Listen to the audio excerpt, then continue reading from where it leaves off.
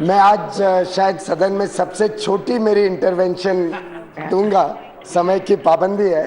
सिर्फ 3-4 छोटे मुद्दों पे, बड़े मुद्दों पे छोटे कम शब्दों में आपका ध्यान आकर्षित करना चाहता हूं। पहली बात तो बेरोजगारी। आज जो समाज के सामने, देश के सामने सबसे बड़ी संकट है वो है बेरोजगारी की। मुझे लगता है कि सरकार ने तुरंत कुछ ना कुछ कदम उठाने चाहिए जिससे जो आज बेरोजगारी का माहौल है, युवा युवती जो परेशान है कि पढ़ाई के बाद हम लोन कैसे वापस देंगे, एजुकेशन लोन कैसे पूरा करेंगे, हम किस प्रकार से अपने आगे की जिंदगी बिताएंगे। और ये जो आपकी नीति है जिसमें इन्वेस्टमेंट तो घटते जा रही है और कंजम्पशन बढ़ रहा है, लोगों की आकांक्षाएं बढ़ रही हैं, aspirations of the people are rising. इस प्रकार की परिस्थिति में मैं समझता हूं सरकार की सबसे बड़ी जिम्मेदारी है कि वो नौकरियां बचाए और नई नौकरियों का निर्माण करे।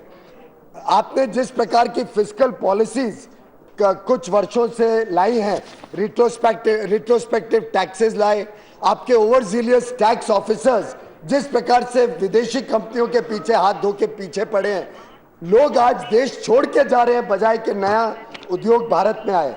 मैं समझता हूं जो 6 करोड़ नौकरियां एनडीए के 5 वर्षीय शासन में 2000 से 2005 के बीच निर्माण हुए, वैसे ही अगर यूपीए भी थोड़ी मेहनत करे तो बजाय के 27 लाख नौकरियां जो आपके समय में 2005 से 2010 तक से निर्माण हुए, उसके बदले कुछ बड़े पैमाने पे नौकरियों का निर्माण हो और लोगों को अपने पांव पे खड़े होने की एक ताकत मिले।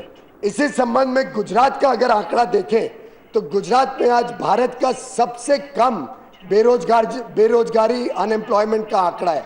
आज गुजरात में सिर्फ 1% लोग, और ये मेरा आंकड़ा नहीं है, ये सरकार के डिपार्टमेंट का आंकड़ा है, गुजरात में सिर्फ 10 out of 1000 1% people are unemployed on the unemployment exchanges.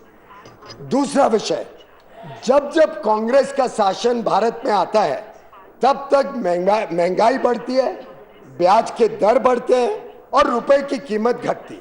ये आपका ट्रैक रिकॉर्ड है, आज का नहीं, 5 वर्षों का नहीं, 60 वर्षों का।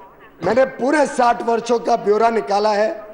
आपके जब जब शासन आपका आता है तब तक महंगाई बढ़ती है, ब्याज के दर बढ़ते हैं और रुपए की कीमत घटती है।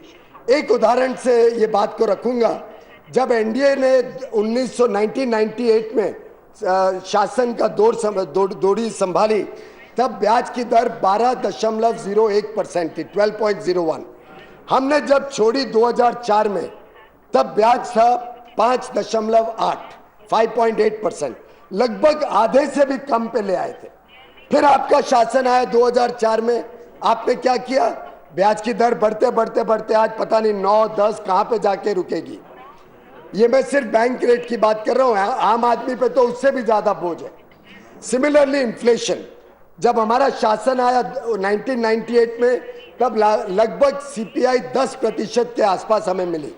हमने क्या किया, जब हमने छोड़ा तो 2 और 3% के बीच सीपीआई इंडेक्स हमने छोड़ी आपके लिए। फिर आपका शासन आया 2004 में, बढ़ बढ़ के पिछले 5 वर्षों से डबल डिजिट इन्फ्लेशन में लोग त्रस्त हैं, दुखी हैं आपके राज से। और रुपए की कीमत, जब एनडीए शासन आया 1998 में तो 44 रुपीज पर डॉलर की कीमत, ये आपके स्टेटमेंट में 3 दिन पहले बताई गई है। और जब हमने 2004 में शासन छोड़ा तो रुपए की कीमत 45 रुपीज, 2% सिर्फ घटी थी 6 वर्षों में। और आपने क्या किया सर, आपने गत 9 वर्षों में रुपए की कीमत 45 से लेके आज 67 पे ले आए हो। 50% रुपए की कीमत में कटौती आपके शासन में हुई है। तो ये कांग्रेस का ट्रैक रिकॉर्ड है, रुपए की कीमत गिराओ, महंगाई बढ़ाओ और ब्याज के दर आसमान छुए। बेरोजगारी तो बढ़ती है, रोजगार तो उत्पादन होता ही नहीं है। तीसरी बात, जब भी विकास के दर की बात होती है, ग्रोथ, तब हमारे वित्त मंत्री जी, प्रधानमंत्री जी एवरेजेस की बात करते हैं। और बाकी प्रधानमंत्री जी का 4 पन्ने का स्टेटमेंट पढ़ो तो हर एक चीज में ट्रेंड एनालिसिस है, हर चीज को समझाते हैं अभी ट्रेंड सुधर रहा है, अब ग्रोथ की रेट सुधरेगी, अब ब्याज के दर कम होंगे, अब महंगाई काबू में आएगी। हर चीज में ट्रेंड। पर जब आपको विकास की दर बतानी हो तो एवरेजेस। वित्त मंत्री जी, हर इकोनॉमिक, हर अर्थशास्त्री बताता है कि it is always the trend analysis which matters, not just absolute averages.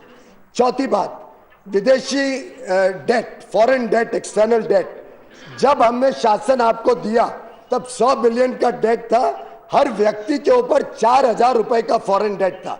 Per capita external debt on an Indian was 4,000 rupees. आज क्या स्थिति है? आज आपने उसको 400 बिलियन डॉलर पे ले आए। 390 बिलियन कुछ दिनों पहले था, नया आंकड़ा आया नहीं है, जिसका मतलब है 24 लाख करोड़। 24 लाख करोड़ मतलब 20,000 रुपए प्रति person.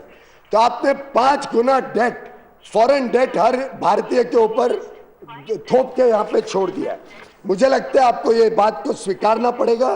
There is an economic lag between action and result. In the words of doctor Arvind Panagariya, UPA 1 reaped what the NDA sowed, and UPA 2 is reaping what the UPA 1 sowed. इन सब के बावजूद मैं आपको ये बताना चाहता हूं कि आज देश के सामने संकट है, जिम्मेदारी आपकी हो किसी की हो, पर हम सब खड़े रहने के लिए तैयार हैं सरकार के साथ। अगर आप साफ और खुले दिल से समर्थन लें और हमसे चर्चा करें तो हम मिलकर आपको, और भ्रष्टाचार के बगैर एक ईमानदार सरकार दें तो हम आपके साथ सहयोग करने के लिए तैयार हैं। धन्यवाद। Thank you very much.